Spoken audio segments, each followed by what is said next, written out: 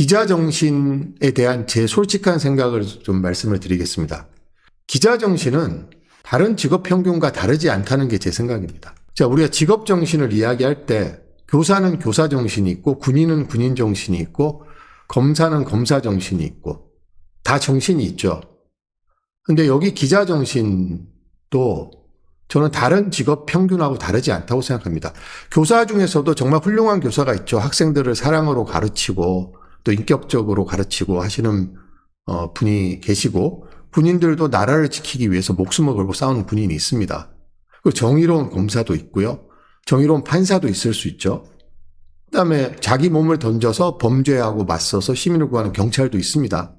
하지만 다른 정신을 가진 분들도 많잖아요. 부패한 경찰도 있고 기득권 판검사도 있고 자기 책임을 회피하는 그런 군인도 있고 부하 직원이 죽었는데도 그 다음에 교사 같지 않은 교사도 있습니다. 분명히.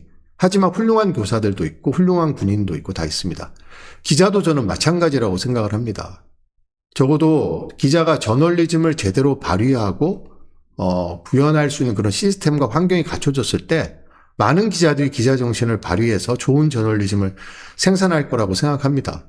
근데 현재 어떤 미디어 산업 구조라든지 이를테면 뉴스가 공짜가 돼서 좋은 뉴스에 비용을 지불하지 않는 그런 미디어 산업적 구조, 그리고 정치 환경에 따라서 리더십이 바뀌고 저널리즘의 방향이 180도 바뀌는 환경, 그리고 사주의 1인 지배체제가 공고화된 언론이 대다수인 이런 환경에서 기자들은 여러분들의 이 멸칭으로 붙여주신 기레기라는 평가를 피하기가 대단히 힘든 거죠. 기자 개개인의 노력으로 되는 문제는 아니라고 생각을 합니다. 결국은 시스템이 바뀌어야 되고 그 시스템이 오래 유지되면서 문화로서 뿌리를 내려야 바뀔 수 있는 문제라고 저는 생각을 합니다. 그런 일환으로 이런 미디어 비평 프로그램이 활성화돼서 상호 비판을 하고 견제를 하면 그런 문화를 정착시키는데 뿌리 내리게 하는 데 저는 도움이 될 거라고 생각을 하고요. 제가 저널리즘 토크쇼 제2에서 하려고 했던 역할도 그런 역할이었습니다. 특정한 기자, 특정한 언론사를 흠집내고 비판하고 공격하는 게 아니라 전체 미디어 업계, 언론 산업계의 질적 향상을 위해서 건전한 상호 비판을 좀 해보자. 그리고 그런 구조적인 문제를 좀 많이 짚어보자. 그래서 제가 CP로 있는 동안은 그런 구조를 접근하는 비평을 굉장히 많이 했었습니다. 제가 2019년 5월이죠. 5월에 백상예술대상 교양작품상을 받았습니다. 그러고 나서 한겨레 신문에서 연락이 왔더라고요. 그래서 김희택 당시 논설위원이 저를 인터뷰하자고 해서 이런 기사를 실어주셨습니다. 그래서 제가 이제 드렸던 말씀인데요. 기사를 보시면 좋은 언론을 응원해야 좋은 저널리즘이 만들어진다. 언론을 싸잡아서 욕하면 한국 언론에 희망이 없다. 잘하려는 언론은 사주고 못하는 언론은 소비를 말아야 된다. 이런 이야기를 했었습니다. 그래서 여러분들 언론에 대해서 실망 많이 하시는 거 알고 있고요. 그런 이유 때문에 저널리즘 토크쇼 제2를 응원해 주신 것도 잘 알고 있습니다. 근데 언론 중에서 잘하려고 하는 언론이 있거든요. 한겨레나 경향 같은 언론은 잘하려고 하는 기자들이 상대적으로 많습니다.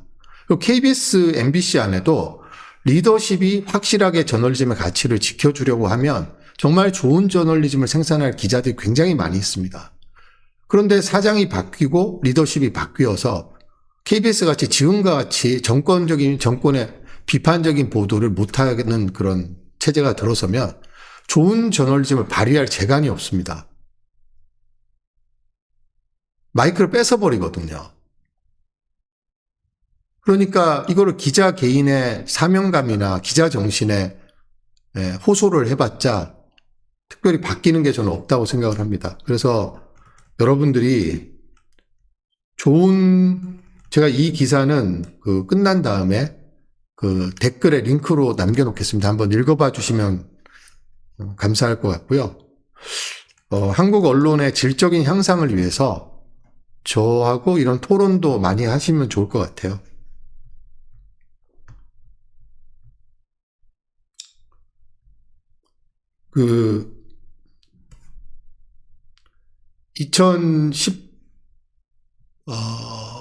노무현 대통령이 서거했던 게 2009년이죠. 2009년도에 KBS 기자들이 봉화마을에 취재를 갔어요.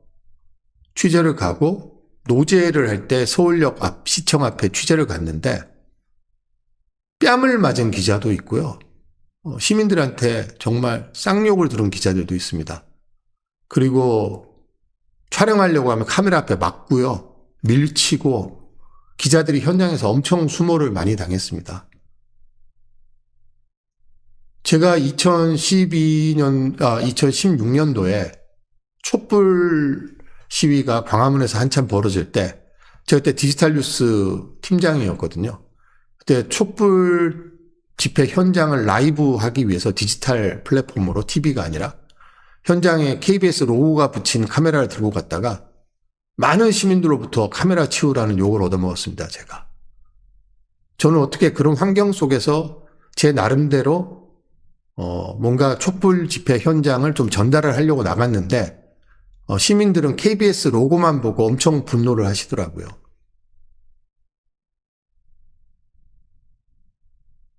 KBS 기자들이 2014년 세월호가 침몰됐을 때 KBS 기자들이 성명을 냈습니다. 그때 당시.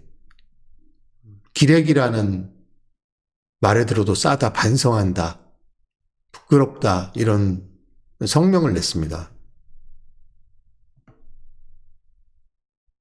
아마 시민들이 취재 현장에서 만나는 시민들이 삿대질을 하고 비난하고 욕하고 또 그들 젊은 기자들 제가 KBS 공채 26기이니까 그때 당시 2014년도 당시에 38기, 40기, 41기 기자들이 성명을 냈는데 매우 어린 기자들이죠. 젊은 기자들이 그때 당시 성명을 냈습니다. 근데 지금은 그런 성명이 안 나오고 있거든요. KBS 안에서. 그때보다 더 내부 분위기가 엄혹하다는 이야기가 아닐까 생각을 합니다. 그래서 기자들한테 기자 정신을 발휘를 하라고 하시는 말씀은 잘 이해를 합니다만 기자들이 기자 정신을 발휘할 수 있는 환경을 만들어주는 것 역시 매우 중요하다고 생각합니다.